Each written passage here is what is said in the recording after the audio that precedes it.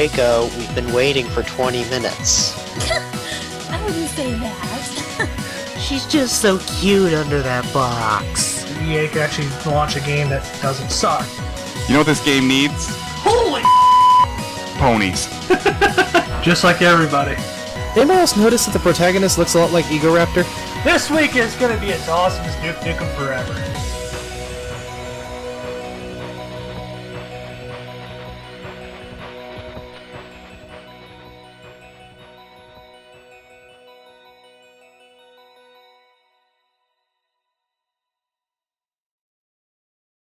Ugh, God. Bluescreen Bronies here after recovering from the dreaded audio demons. Oh, Ugh. I swear I didn't do it this time. I'm gonna blame you. Yeah, blame Screwloose. It's always his fault. Why does everybody blame the crazy ones? Well- It's not our fault. Well, in any news, Bluescreen Bronies episode 44 here. I'm viral with... Screwy! That's you guys' cue. I'm waiting for Ramble to go first because I'm being polite. But I'm Kaniro from KPNY filling in for Draco, except I'm not going to be irritable today. No, we need our resident Grumpy Pants. And I'm Ramble. That's all I'm saying. Okay, So he he's not could be going the grumpy to pants. wait a minute. He's not going to ramble on. Why does everybody say that? Well, before we make Ramble rage quit, I say we get on to the first topic. Yes. So, hold on, let me figure out what I'm doing again. We're doing Sonic. things? We're doing things again? Things Oh, with right. people and places. Oh, speaking of which, I've got my beer, my pizza, my Cheetos, and I'm good to go! And we're going to start off with Sonic for the Atari 2600. Wait, for the what? Some ancient games with things with bytes and cartridges. Yes. Looks like somebody went back and decided to go a little retro with this one. Somebody decided to do the first level of Sonic the Hedgehog to be played on the Atari 2600. I got to take... Oh, by all means, Ramble. Well, an approximation thereof. I mean, it is the Atari 2600. Well, I don't think you could call this retro. This has gone beyond retro and turned into an antique. I think we need to call draft. Well, don't. He'd want to get involved and then try to fix this and restore it back to its original glory. But keep in mind, the Sonic the Hedgehog project for the Atari 2600, even though it's a step in the backwards direction, it is a very interesting project to say the least. It does have some wonderful potential with it. It is a nice little concept, especially bringing some retro gaming back up to these new kids on the block with their computers and game Portable and gaming systems. Yeah, exactly. But again, this little project for the 2600 is only so far as deep as the first level for Sonic the Hedgehog, which admittedly it looks kind of cool, but apparently they are saying they will add in another 15 levels and they will be hitting with some nice soundtracks, granted, that can be played on the 2600. Considering that this is a homebrew title, I mean, it's pretty impressive considering some of the lackluster titles that came out of that generation. I mean, like official games for the 2600. It really is amazing what developers can do after only 36 years with the hardware. E.T. Oh, wow. So,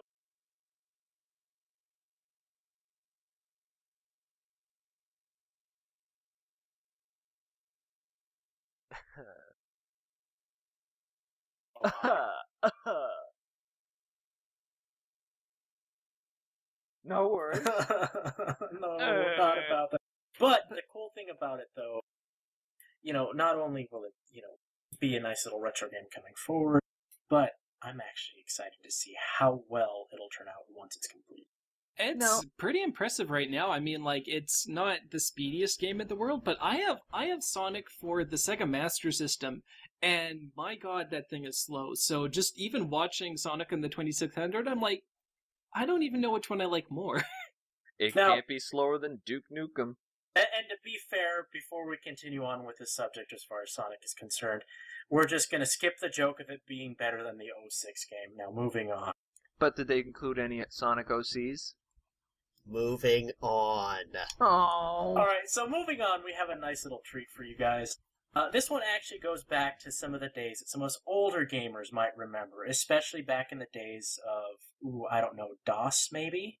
When you actually had to pick up a physical handset and put it on the receiver to actually use a modem. It actually talked through your telephone. Way back in the day. So keep in mind, this is usually the type of technology that Skrillex would now be excited for, considering it's now all the base concept for most of his music, especially with dial tones and etc. But going forward, we did stumble across a bit of an older game, and it is a little bit of a retro, nice little treat. It actually was released in 2006. It's a game by the name of Defcon. It takes off from the old movie called War Games. Now, you real youngsters may remember your parents watching this on TV and going, "Daddy, what's that?" Nothing, don't worry about it. The Cold War is over! War Games was an incredible movie back in the day, and it was based off a game called Global Thermonuclear Warfare. Essentially, that wonderful game actually wasn't a game. It was a simulation designed for NORAD, at least in the movie, to help strategize possible first strike possibilities against back then's communist Russia or the USSR. And, of course, hacking back then being such a primitive venture, some kid with some awesome computer skills and ability to hack into the then internet was able to access NORAD's Whopper, which is their supercomputer, and essentially decides to start playing a game with it where the Whopper didn't know it was a game. Oh, that's true. The Whopper didn't know it was a game. But anyway, essentially the game that is played in War Games is this nice, beautiful recreation called Defcon. It's a prettified version of it, but luckily for us, as Yakko said, Germany is now in one piece, and we don't have to worry about global thermonuclear warfare. That is very, very true. Moving on. Well, now that politics aside... Moving on! No Mighty politics. You actually number played 9. DEFCON? I've actually played DEFCON. It's actually a wonderful little game, especially if you want to sink in a couple 20 minutes if you put it on the fastest speed possible. Otherwise, you'll be lasting up to 4 hours on regular. Well, that seems like a game ready for iPad release, if you ask me. Yeah, good luck going in, playing out a simulation in real time online and not having people rage quit. Actually, and you know what the funny thing is? This game also has a wonderfully designed office mode, so you can play with your coworkers throughout the office. So it actually sets the standard speed. It actually limits how many units you can have, and what's the response time that people can have. It's actually very wonderful. Sweet, I've nuked Johnson's desk. But the basic premise behind the game is essentially, can you devastate your opponent first, or faster, or even more efficiently? Can you lose the least? Yes, losing the least would be the approach. Nobody wins. Yes, Nobody that is wins. true. That's the way it is with all wars. The It's not only who wins, but who loses the least. Exactly. The only way and to that's win why, is to not to play. And that's why this game is called, full title, Defcon, Everybody Died. Why haven't we just moved on to Everfree Radio Presents movie reviews? You guys just gave a complete rundown of the movie. We didn't spoil the end. It didn't mention Joshua. Okay, maybe we should move on. Okay. I'm gonna hurt all of you. And tic-tac-toe. Anyway, moving on. Get on with it, yes. Mega Man Mighty Number 9. Granted, it's not a true Mega Man game, but you know what? Close enough. Legally distinct, it's okay. Considering, when was the last time we had a good Mega Man game, or just a Mega Man game in general? Actually, do you have an Xbox? Unfortunately, no. I subscribe to the theory of the PC master race. Oh, I do too, but on Xbox Live, Mega Man 9 and 10 exist. What? And they are, pardon my terminology, hard as... Are they? I believe, didn't they recently make the kind of graphical successor to the old Mega Man games, the 2 and 3s. We don't talk about 4. 4 actually wasn't half bad, but Mega Man 9 and 10 were done in 8-bit styling.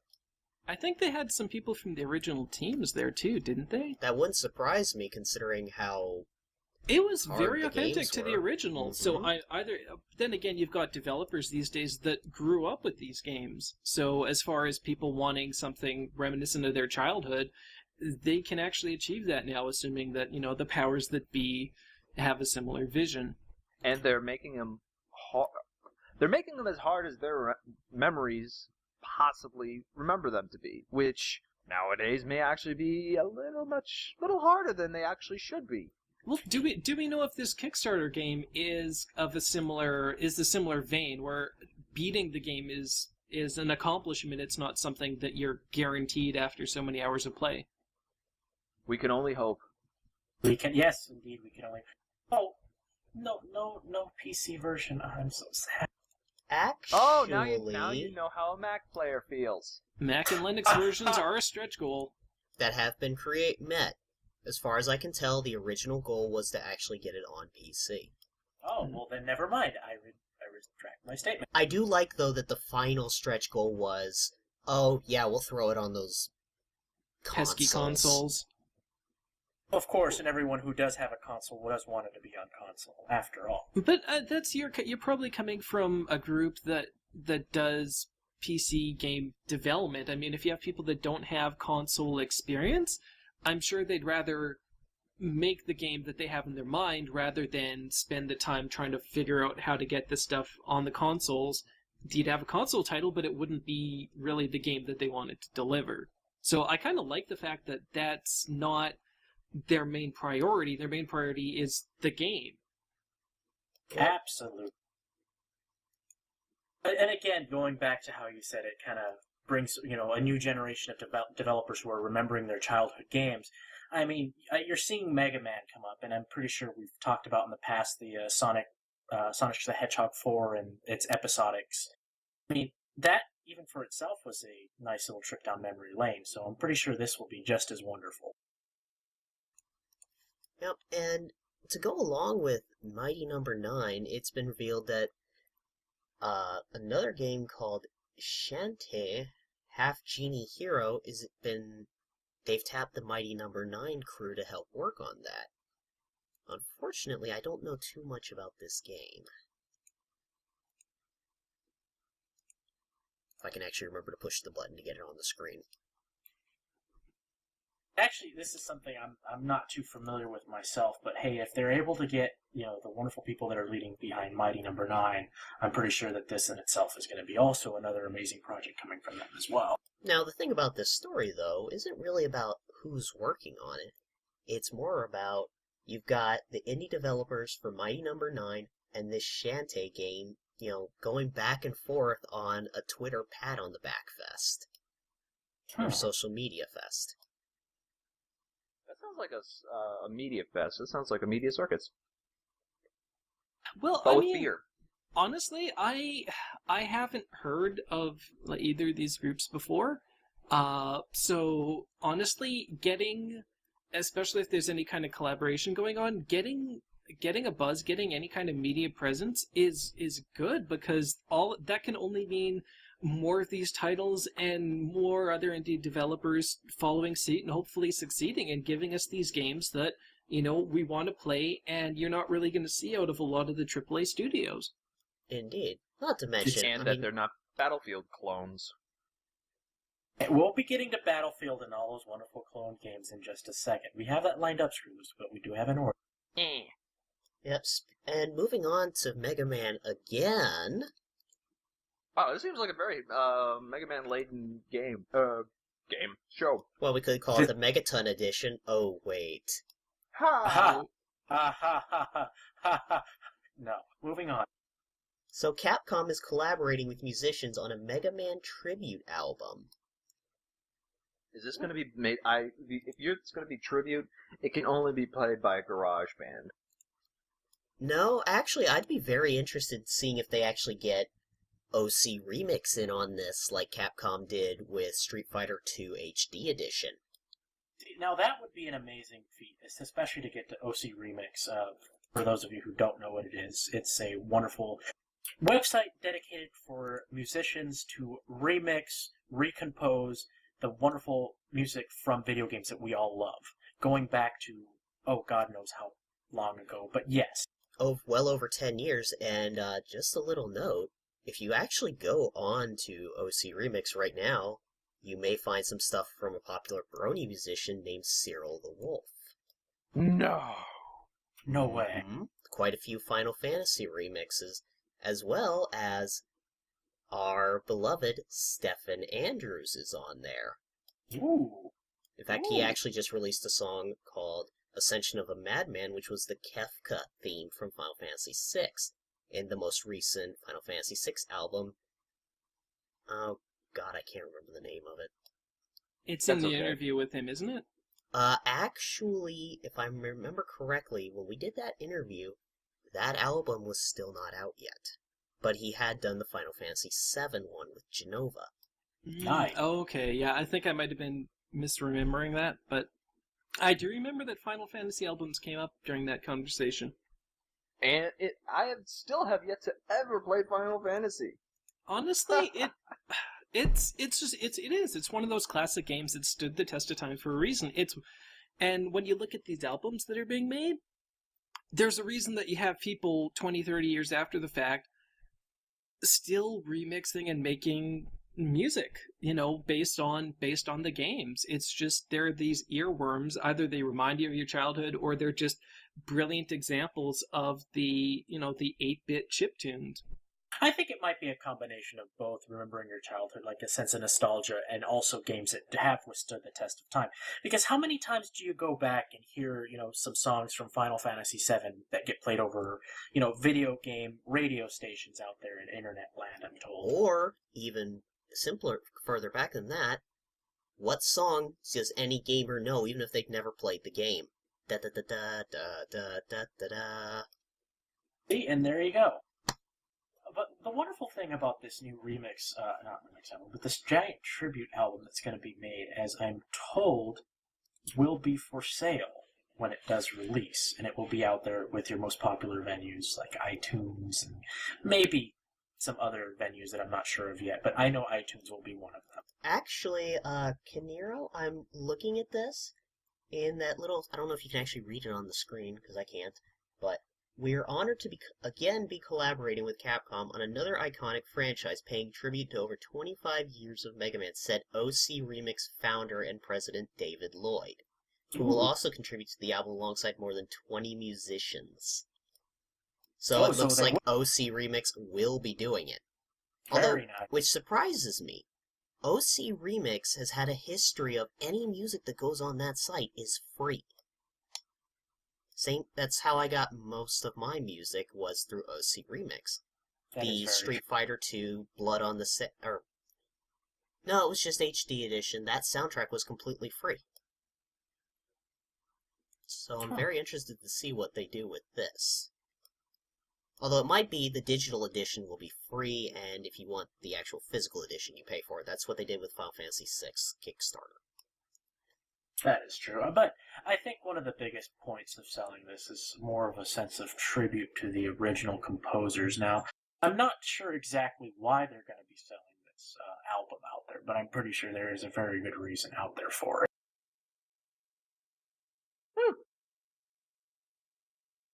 Very well. So, moving on, let's come up to something about 5 days ago. No, we're not talking about it. It has permeated everything else. You know what? Yes. It's already on the screen. You got outvoted. No. Look, I kid you not. There was so much talk around, the EFN chats, and it's like, I think even Draft came up into some point. He's like, GTA. John Madden. 9999999. Well, fine. We can skip the topic right after this one, but you gotta say, it is very interesting to see GTA make $800 million in a single day. That's more than box office movies make. Let's slow clap it out, folks. You keeping in mind that that's not It's not Well, fair. I guess it's you dealing with pre-orders and all that stuff. I guess technically it's being picked up on that day, but as far as the sales go, it's not like those $800 million in sales occurred specifically on that day. But it doesn't matter. The fact that from launch to now the thing has grossed over $1 billion is even with the leak, mind you. That is true. And keep in mind, for any video game publisher and developer to get to that level in sales in one day, now that is very impressive. Well, it says something about the title itself, the IP, and the fact that they're not churning these games out. They're not going and changing the character's name and nationality and going and saying, hey, this is a new game, so give us $60. Because you're seeing some particular franchises are well into decline as far as sales go and have been for a number of years. And I think that this is kind of showing that if you take a franchise and you treat it well, you don't try to milk it, it'll stay strong. It's something that you can always come back to as opposed to something that you're going to just use up in a few years. Mario Party. There is something that is a problem with this game.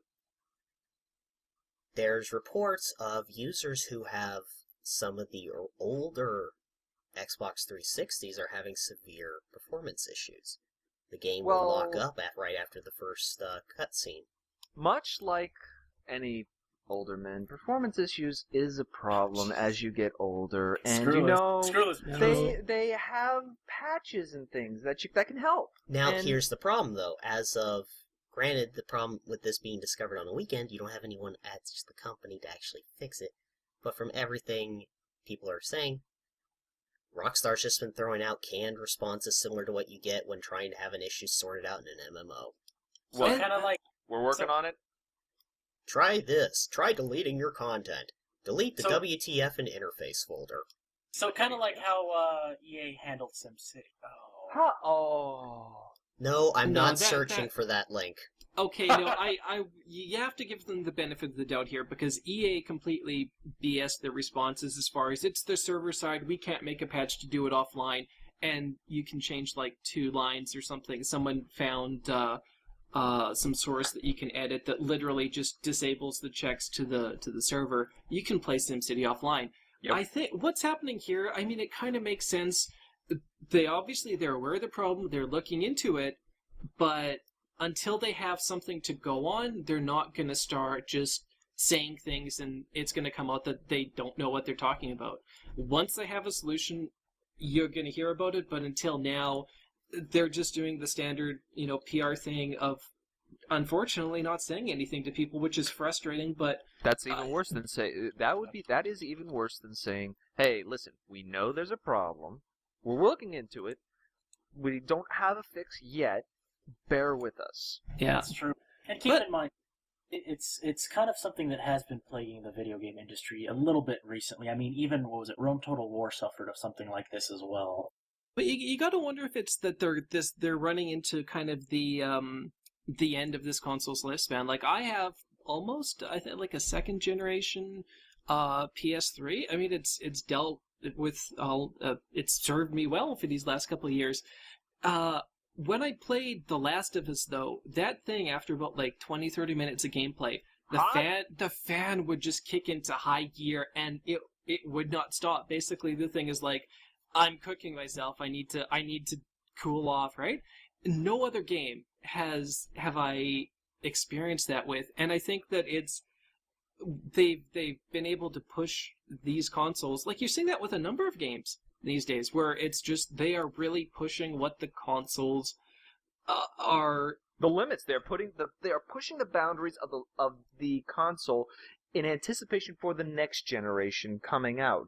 And there are still a bunch of titles still left in the line for the 360 that will come out on it, and the PlayStation 3, and they will roast. Get your marshmallows out, folks. It's gonna be a little warm. Yeah, the fact that they've kept that system running for so long is honestly a little ridiculous because by the time they can completely cut off support for the Xbox 360, that console will be almost 15 years old. Wow. Yeah, it's shocking. But with something a little more shocking coming up, Viral, I think you have some interesting news for us regarding a movie. Oh. You assume I actually know anything about this movie, considering it's, a game-based movie, but... It looks... The idea of it is awesome. So, the Evil Dead director to take over Dante's Inferno's movie adaptation. Well, with any luck, it'll turn out better than Super Mario Brothers. Well, I think... Oh, come on! Okay, you know what? I may be in the minority here, but I thought it was a decently good movie, but you know what? It was just subject of its time. Yep. Just like older generations of My Little Pony. There, I said it. And they love to I think Casey will hurt you. Yeah, I guess on the... I mean, for the generation that like to watch, the stuff now, that's why I'm saying what I'm saying. Casey won't hurt me. I mean, she understands what I'm saying. It was subject of their time. To be fair on the Super Mario movie, if you took a screenshot of that, or you took you gave that to a screenwriter, back then, when really no movie adaptations of video games have been done, where do you start, right? So, Grant, they used it as kind of inspired by, rather than, a straight port, I guess, of the game. But, I was very disappointed. When I heard Evil Dead director, I was thinking Sam Raimi, but it's the guy that... It's the new one. It's the new one. Alvarez. I'm fairly sure I just butchered his name. No, the new movie was good. It was actually good. Keep in mind that with the new movie of Evil Dead that came out, they did have a lot of the old production staff in advisory roles for the new one, and this is actually what they said. Had they had the budget to do, this is what they would have done. Right. So keep in mind, the Evil Dead, and everybody loves the Army of Darkness, a lot, myself included. I loved that movie. I didn't know it was any way near related to Evil Dead. And then when I watched Evil Dead, I said to myself, whoa, they changed gears. Exactly. Now, the cool thing behind the movie that's going to be made here with Dante's Inferno. Thank you. I had a brain fart for some reason. I think you guys even heard that on air. But the cool thing about it, though, is especially since it is going to be led by Mr. Alvarez, who led the Evil Dead reboot, I'm pretty sure it's going to be in more than capable hands, especially with that, wonderful remake under his belt already. Did you ever play? Have you played through Dante's Inferno? Bits and pieces. I'm more ashamed to say that I haven't. But you know what? It was a great game. I saw a lot of my friends play it. Great story. It's a narrative unto itself. It's a game based on an epic story. It's already there. All the aspects are there. All you have to do is make it a movie. It shouldn't be that hard. It is that hard. I mean, here, okay, you're talking about things with great story, having a movie adaptation that should just write itself. Let's see, I think it was called The Last Airbender, lest we bring that up.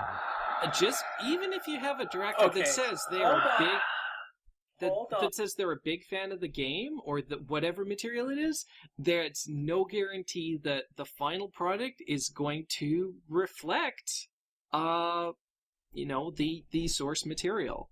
However, that is very true. But then again, maybe I also stand in the minority here.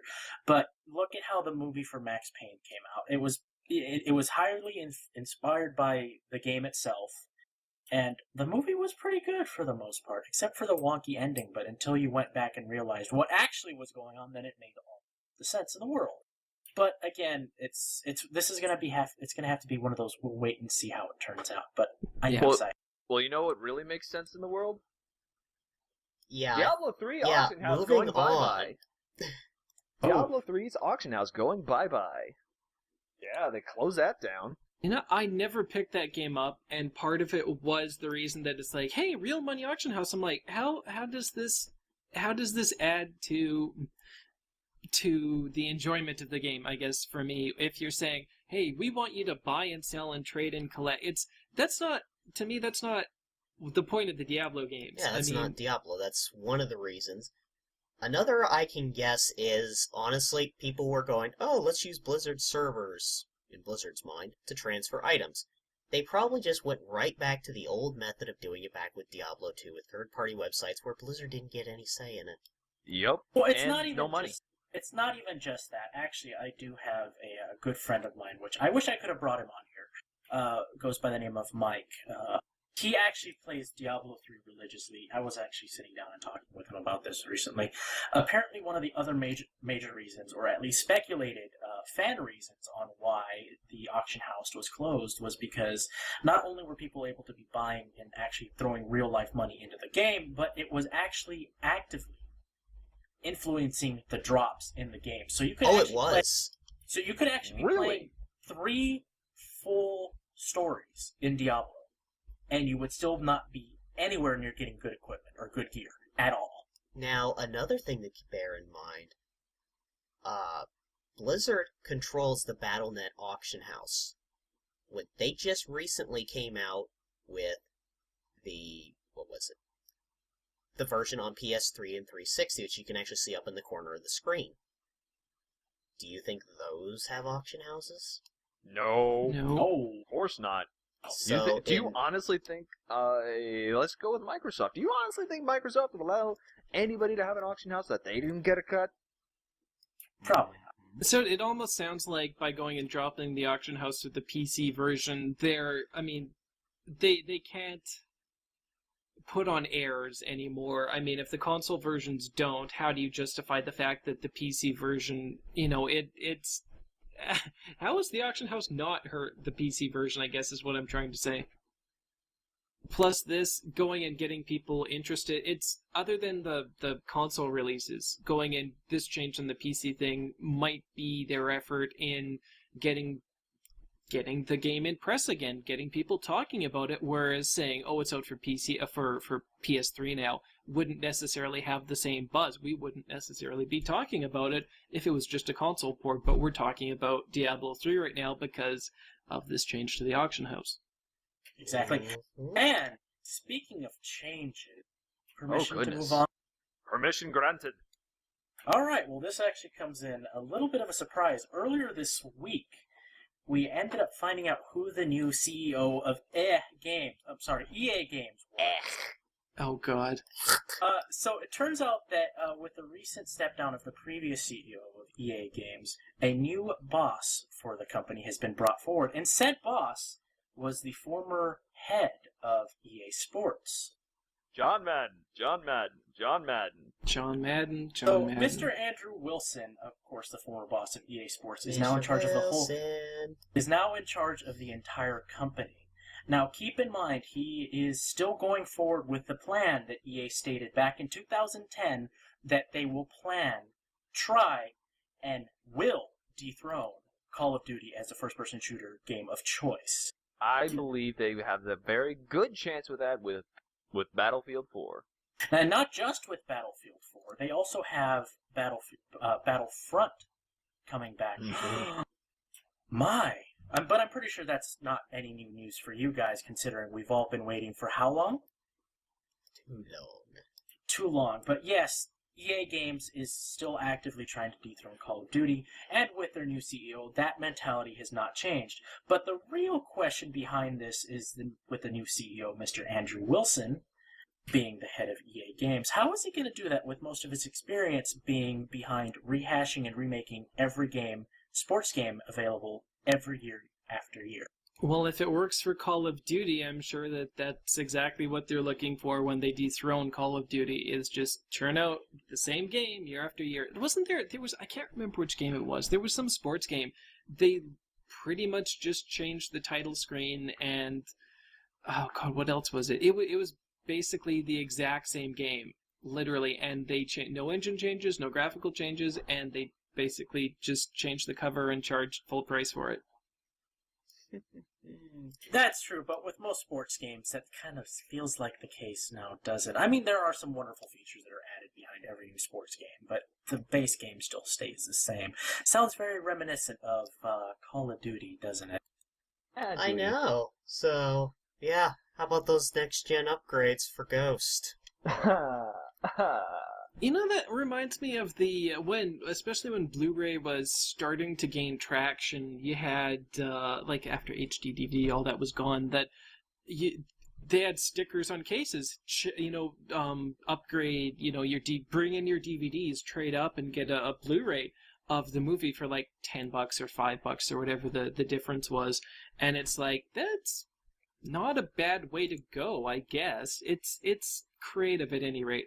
And given that you've got the next consoles are right around the corner, you've got people, myself included, that are gonna wait. I can do without playing the game, the latest big title, for 2 or 3 months if I know that it's gonna basically be a launch title on the next system. Why am I gonna go and spend the money to get it now if I'm just, if I'm not gonna get the advantages of these new consoles? I mean, isn't that some of the extent which some companies are starting to go forward and say, hey, if you buy, such and such game on this console, as soon as it's ready to launch on the next generation, we'll give it to you for a slightly, not slightly, but heavily discounted cost. I mean, wasn't that what EA was doing with Battlefield 4?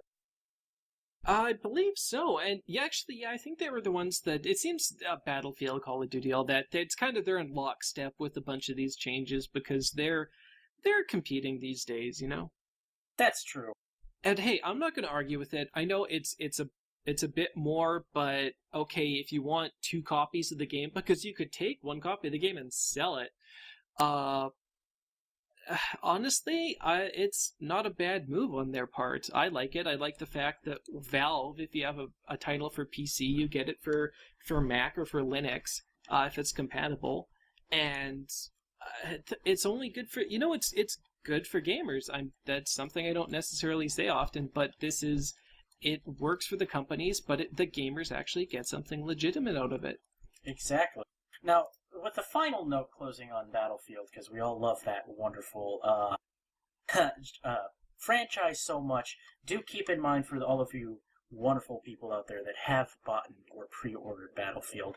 Battlefield's open beta starts October 4th, and as I'm told, you will be playing on the Shanghai map. Oh my. With that wonderful skyscraper being brought down by you. Yay, I feel special. I influence the world. Yay! Dead air! No kidding. So, Dead air. Yes, how moving on. about that? Darn derps. So, new PS Vita. Yes, again. Look at all these things I don't care about. Buy my book. Sorry. Now, I gotta say it, as soon as mobile graphics, phones and tablets and all that surpassed most of these handhelds, or even started getting close, the writing was on the wall, because exactly. I mean, it's why carry 2 things? Especially if one of them costs about the same as a phone, granted we're talking under plans, but if people are upgrading their phones all the time, their phones are just going to put any handheld in the dust within 2 or 3 years, which isn't, I guess, that long, but... Yeah. I believe it... I give it another 2 years, and we won't see any more handhelds. Now, the Nintendo DS is a different story, because it's designed around kids, and... What do kids love? That's true, and up next is Pokemon. Let me show you my Pokemons. I'm gonna hurt you if you do break into that song. Which Pokemon is yours? Kanero, go. Okay, Anyway. so what's the last Pokemon game you guys actually played? Yellow. Emerald. Yes. Okay, I'm probably one of the few people that spent a little bit of extra money, and I went for Heart Gold and Soul Silver last time around because, hey, nostalgia factor, and it was a good remake. But as you can see, Pokemon XY is going to be having a treasure hunt a little bit ahead of the October release. Whoa. That's going to be a little cool. I take that back. My last Pokemon game was Pokemon Snap. Uh-huh. That game was awesome, and they need to remake it with the Wii U. I mean, it's the perfect game. You get the thing out with the camera on it? The thing with the thing. The thing with the thing! You know, okay, what do they call it? The Wii battle board? Oh my. It does. It does look like a big paddle. You know, But- my big fear, I guess, for these kinds of events is that they can be very geographically biased. I remember when like some of the games came out, it's like, oh, you can get this special thing if you come to one of these Pokemon or these Nintendo events. I'm like, haha, I'm not going to be You can get able. a Mew or a Celebi. I'm totally flying to New York for one of those. Like, no, it's not worth 10 times the price of the game to get a ticket to a place where they're actually going to be able to offer me one of these things. If I happen to be in the area, I'll swing in, but I ain't gonna fly somewhere just to get at one Pokemon's on a game that if for some reason I have a vindictive sibling goes, oh, you took my thing? Delete. And to be fair, I think this next little promotion is actually solving a lot of those issues, because as much as we liked going to Toys R Us halfway across the state to get what we needed, this time around it's going to be a little bit easier for all of you to get what you want. So, there's actually a nice little challenge that they're going to be hiding Pokemon launch codes throughout the internet, across videos and across websites. So once you find them, you put them in and you get your prize. You know, I just want to point something out that just caught my eye before I killed this tab. Looking down at the writer of this article, is she wearing a Twilight Sparkle wig? Hold on. I think she is. God. Wow. Okay. See, we're everywhere. We are everywhere. That's a thing. That is a thing. But keep in mind, they're saying to click on it so the people in the chat can see it.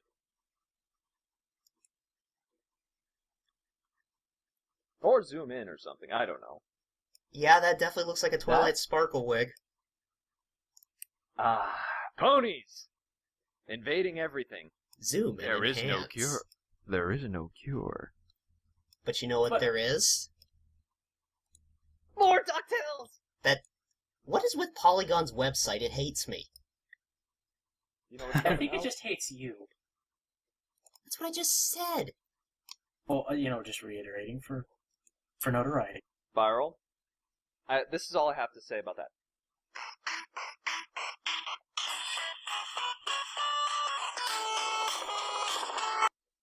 Yes, folks, DuckTales will be coming out on discs. You won't have to have the interwebs to be able to play. I love tangible games. It's like actually having a comic book.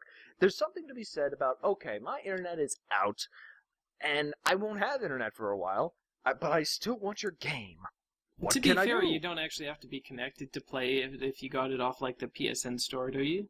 No, but Well, there you go. let's say you've been without internet for a while. Some people can't pay. Sometimes you can't afford internet. Sometimes your internet provider decides, hey, we're going to reroute everything and cause a lot of havoc for the interwebs, and you're not going to be able to download this couple of gigabyte size file. Cough, Comcast, cough. And keep in mind that this is something that, even though for most of us who can just download stuff anyway, I'm pretty sure a lot of our soldiers, sailors, and airmen and Marines overseas would love, especially if they're our fans of DuckTales. You know, I Having remember physical media. this article or argument you just mentioned, Kinera, being brought up when Diablo 3 was first launched and was going to be online only. Yeah, I remember those days. A lot of my friends who were in the military got pretty sour about it. Same thing with originally how what was it? That evil console, the Xbox One. Hey, I love the Xbox One. I think it'll be... Oh, wait a minute. Are we talking about the original Xbox or the... Which Xbox One are we talking about? So DuckTales though. So $20 for box copy. Do you guys think that's fair? Yes, but with a big caveat. It's fair because obviously the game stops... It costs to actually print these dang things, whereby you can...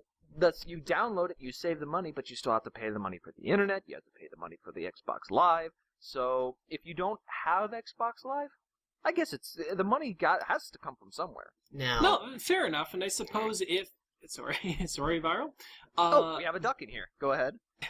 given Yeah, Duck is taking over. Yeah, Okay. as Black Sentinel in the chat pointed out, yes, the comments I made were aimed at the original release statements for the Xbox One. I know they backpedaled faster than... I was going for a euphemism, but I don't think it's appropriate for a PG show. But We to got be lots of fair, different you know what? reasons. They Go ahead. fixed. They realized they had their problems, and I've never seen so much backpedaling at EA. That's actually a referencing EA. joke now. Microsoft. E3. I'm so Okay. sorry. You know what? I see. I just obviously think Run with backpedaling, it. and I think EA. I'm sorry. Backpedaling EA, Microsoft, whatever. They all do. They it. were backpedaling faster than Michael Jackson doing the moonwalk. Oh. Okay, moving on. So... What? That is a PG. That is a G-rated comment. Thank you very much. Michael Jackson was the greatest artist of our time. Give me your time. Okay, moving on. So... Hope none of you Warhammer fans see this. What's Warhammer? No, don't say it's true. No. December 18th, Warhammer Online goes the way of Matrix.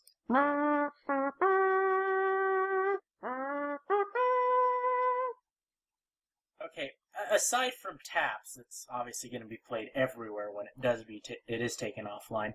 At least I'm gonna say I am gonna miss this game. The couple hundred hours I put into it, mostly just trying to figure out how to play the thing. But What do you call it? Just got shut down too. Disney's Pirates. Yes. There were a lot of people on that game, and they watched it.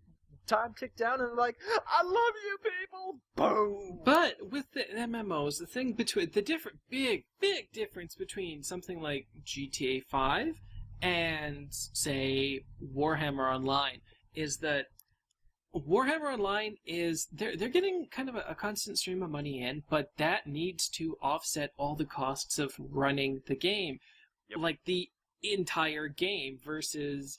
If you're talking GTA 5, it's online multiplayer, but it's just your standard online multiplayer. It's nothing new. We've had this around forever. It's not a constant world. It doesn't require an entire data center to keep running, Nope. And so do you guys think that with like the close of Pirates of the Caribbean Online and Warhammer Online, and that we're seeing perhaps like we're seeing kind of the end of the MMO bubble where everybody saw just how popular World of Warcraft was, and we're like, oh, we got to get in on this, where it really wasn't sustainable, especially if you threw like 30 other what did we games get into ourselves into?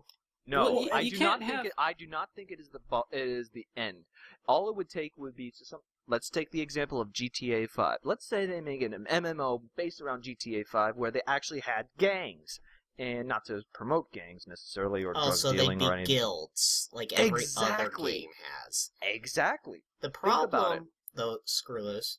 The problem with most MMOs nowadays is, you get on, say, World of Warcraft, or even Star Trek Online to a lesser degree.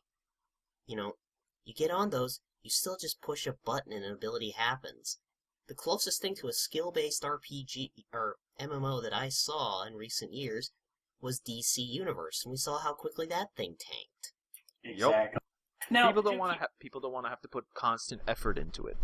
Now, Ish. also do keep in mind that while some people are heralding this as the end of the MMO era at large, do keep in mind I don't think it's the end of the MMO era. I think it's just a rescaling of the MMO era, because when a lot of these games like Warhammer and World of Warcraft and Ragnarok Online and City of Heroes and go on and on and on, but a lot of these games required, like they said, data centers. I mean, physical servers that were hooked up in tandem for different maps, different realms, different areas. And even if you were connected to the same quote-unquote server, you had to have 5, 6, 7, or 8 machines just for one server. So, and that does get pretty costly, and then the teams to support it. So I think it's not the end of an era, but it's definitely a shift in an era. Because, I mean, look at the games that are coming out now. Like, I don't know, just one that I've been playing off the top of my head recently. War Thunder, or, World of Tanks, or any other. I know they're a little less MMO-ish, but they're still classified as an MMO based off of current standards. They're just scaling down. Well, speaking of different eras, so Valve is seeing Linux as the key to PC game success. Why? To keep in mind, Linux is one of those systems that is very basic compared to a lot of the more complex OSs like Windows. Beep A boop. basic how? Okay, fine, but keep in mind, how do you think just hypothetically speaking, I can't say for sure, but wouldn't Linux technically be the best OS for them to use if they were to push something like, I don't know, the Steam box that everyone's been talking about? Well, that I believe is the plan. And as far as like Linux for it's weird if you think about it, because one of the things that Microsoft did is it gave you Windows. Windows was a platform. You had kind of consistency to it, and the user base. In that respect, it was kind of like consoles. If you're a developer, you develop for that console's platform, and you know that the user base can buy that game and it will run. Windows is a bit removed because people can have different graphics cards. You see a lot of problems with this game or that game saying, you need a new updated driver for ATI, or they're having bugs with NVIDIA or all this stuff. And then you get the Linux, and that's when it gets kind of fuzzy. So I think that while there are a lot of advantages to them moving to Linux, it's going to be a challenge, and it's going to be a challenge to get developers on board. Market shares, people. Market shares. What is the average person capable of running? Average person. Think of the average capabilities of a person. The average Joe Schmo. What can they do on the internet? Or not the internet. We don't talk about what people do on the internet. But what can an average person do on, and what are they used to on a computer? They're very used to a start menu and playing Linux. I've tried using Linux, and it's like. Well, like I said, do keep in mind, while Linux for the most average computer user and computer gamer probably isn't the best system to be using for gaming, but like I said, with the Steam box coming around, that might be what they're going for, especially with that wonderful release or nice little hardware teaser that they're going to be releasing, actually, tomorrow. Whoa. Yeah, there's actually been an article floating around on some popular websites, such as Kotaku, for that matter. What are you saying? We're not popular? Hey, I'm just getting you the information as it comes, baby. That's all I do. That's what I do. Gotta keep it real. But apparently there's a countdown going down for Monday, so that means tomorrow at 1 p.m. Eastern. There's going to be a bit of a press release coming from Valve and Half-Life 3. Oh, they did say they were going to make 3 announcements, but the way I'm pretty sure it's going to be going, it's going to be announcement 1, announcement 2, and announcement 2A. And then the announcement, and one more thing. Pulling a very big Steve Jobs thing. And to keep in mind, and Viral, I'll send you this so you can show it to the wonderful people on screen. Okie doke. Borka borka. There was a nice little image teased out there. Then, as you see there on their website, on Kotaku, there's a teaser site. Just says the Steam universe is expanding in 2014, and you see 3 nice little areas there that are blank, and you have. You one with had the to say countdown 3, didn't you? I did have to You say had 3. to say 3. I'm sorry, Dave. I can't do that. Does anyone notice the Super Nintendo controller? Yes. Yeah, that's not a Super Nintendo controller. That is Looks close. There's It's close 3 enough. buttons. Nintendo would have It's charged close them like $200 grand. That's true. Hey, Viral, No, go up a fair little enough. bit on your screen and go click that teaser site for us. It's right there on highlight. Ooh. A little lower, right? Teaser site right there. Ooh. That's the rumored image that Steam is showing everybody, or Valve is showing everybody, 3 different pieces of information that'll be released, and the first one on countdown timer. Wonder what they'll be, but a lot of people think it's going to be something to do with the Steam box, but who knows what the other 2 might be.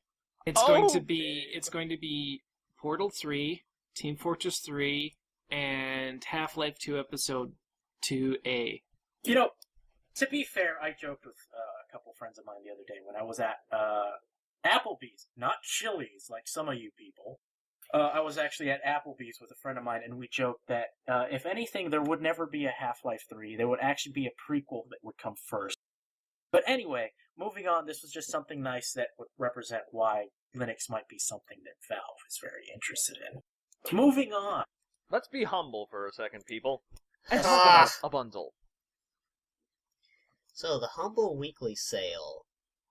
This week is from the company Egosoft. Unfortunately, I have no idea what these games are. Space. But you know what? When people do come out with some indie games, you'd be surprised what comes out and what do people exist. I was actually having this conversation with these wonderful gentlemen before we started the show, that sometimes, and for some odd reason, indie games, as much as we may not like to admit it, sometimes can be the most addicting in a weird way. Minecraft, Terraria, and Cookie Clicker. Well, those are the ones that they give you. They're different. Oh Lord, the word escapes me right now. Gameplay mechanics. They can get very creative and experimental in the mechanics of the game, and I think that's one of the great things about like the Humble Bundles and stuff is it doesn't just get money to the developers. It's getting awareness of these products and some of these games that honestly these look like pretty good games, and I'm gonna have to check them out because for $6 to get the entire thing, hell, how can you go wrong? That's like, true. What's $6 to get you? It's half a movie, less than half a movie. These Doesn't days. get you know a what? cheeseburger anymore. It's a cheeseburger. No, in certain areas it's a cheeseburger and fries, but no Coke. Sorry. And as they say, much like college, life is just about experimentation. That's- Moving on and ignoring that statement, But to be fair, Windows are a bunch of cheapos. But to be fair, with the final statement on the Humble Bundle, you can get some wonderful games like Mark of the Ninja, Brutal Legend, Trying To, and apparently they've added Bastion, Limbo, and a virus named Tom into the new Humble Bundle. So added into the original set, now you can get all of these. But yes, Windows is cheap. Yup, it is. And you know what else is cheap?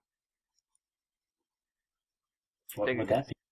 That would be the lovely new outerwear that we are now selling. You over had at Redbubble. one job, Screw Loose. What? One job.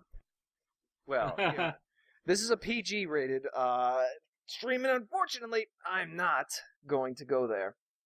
But unfortunately, kind of already did. So next. Anyway, Post the link in moving the on. chat. Post the link in the chat. Post the link in the chat. As you can see, we've kind of decided to go with Redbubble as our future distribution for merchandise. We have a couple of different shirts. For example, like Listen, Watch Ponies, one of our old classics, the Everfree Radio Flower, the old one, but now lists all our current shows. So I'm so happy that even includes mine.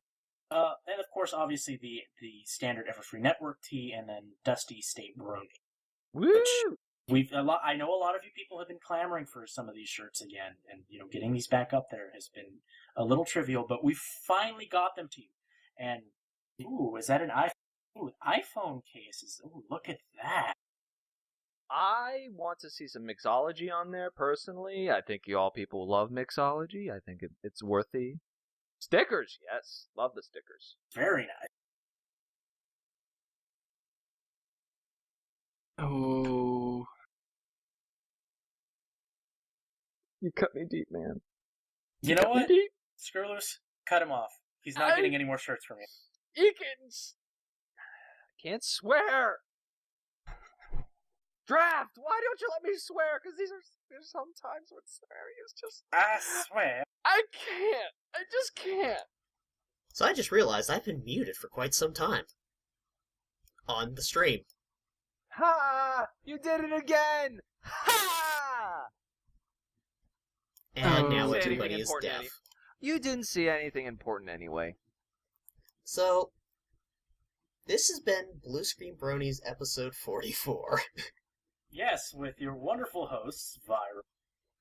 As you cut out, we've had Viral, me, and then some bum named Screwloose. Exactly. And we had Ramble, who is one of the primary audio editors, as well as runs the comic reviews. Thank you for having me. And then we had Kaniro, because I couldn't find anyone else. Oh, come on. You're not going to tell him what I do. We found some bum, but he was busy. Oh, don't make me bust out Consuelo up here. No. No, pa Wait, fuera. yeah. All of you are pa fuera. Okay. Kaniro runs the KPNY show, as well as assists Soxy and Kibby with running the social media on Everfree Network. And just does a damn good job of it. I swore because it's damn worth it. Yeah, I do a little bit of everything around here. I run a show, I do some social media, and I occasionally help out with some other things when I can. But Yep. But, when we first started BSB, we said we were going to have game reviews. I think it's time we end with one. Yup. So from everyone at Bluescreen Bronies, as well as my special guests, thank you, and see you next week.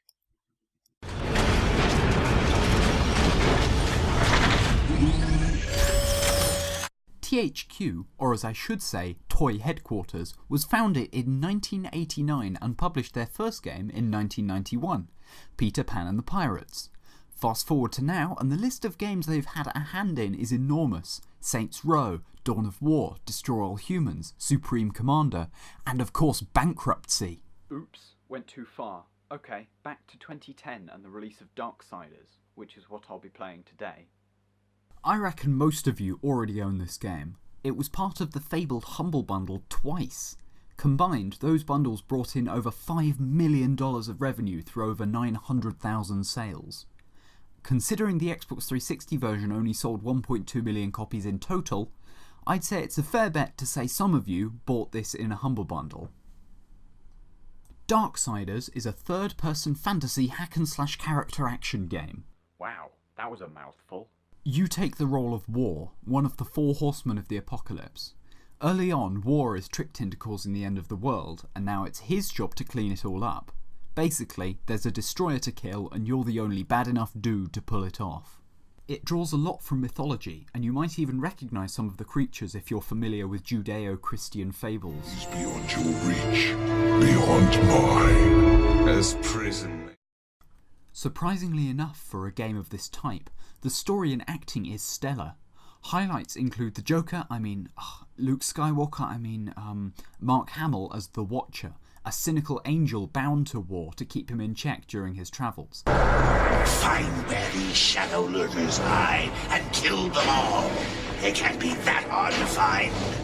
And Hermes Conrad, Phil Lamar as Vulgrim, the owner of the upgrade shop. On your journey, you may come into possession of certain items that are of particular interest to me. I won't spoil any of it here, and I'll try and keep the footage I use free from spoilers too, but I have to say it's definitely a step up from the stereotypical video game drivel. Gameplay is fast, fluid and fun. The combat will feel familiar to most, as this type of game tends to be ingrained into gamers' minds from an early age with games like Devil May Cry. Most of the time you'll be fighting minions, who don't pose much of a challenge, but every so often the game will throw a big guy into the mix. Dodging out of the way of a big swing straight into a group of attacking minions is very frustrating, but incredibly rewarding once you get it right. It also mixes up the gameplay every so often with story-centric events. This one reminds me a little of Star Fox. This is most definitely a controller game. I found the mouse and keyboard controls difficult and uncomfortable to use, especially when aiming ranged weapons. Buying a new combo from Hermes and then trying it out on a load of unsuspecting critters has been some of the most entertaining and fun gameplay I've experienced in a while. It's also very forgiving on your system. Both my powerful desktop and mid-range laptop will run it at over 100 frames per second at full resolution without issue. Shield streaming also works great. Now on to the problems. Aside from the aforementioned control issues, which can be remedied by simply plugging in a wired 360 controller, this game is also remarkably crashy on my system. Very often, I'll have just finished a room and am moving towards the door to move on, and bang! The game crashes. Might just be my system, but still, it's something to consider. Another issue I found was that Steam Cloud doesn't work. No matter what I tried, the only way I found to transfer saves was to actually dig out a USB memory stick and copy them straight from folder to folder. I've never had that particular issue with Steam Cloud before, but it might be something to think about if you plan to play the game on a Steam box or something. Overall, Darksiders is an enormously entertaining single-player game, and well worth a go if you've got a copy lying around. If not, you can probably pick it up for about a £5 in the next Steam sale. I give it a 7 out of 10. But what will I be playing next week? All I have to do is hit this button and we'll find out. Next week, I will be playing Duke Nukem 3D Megaton Edition.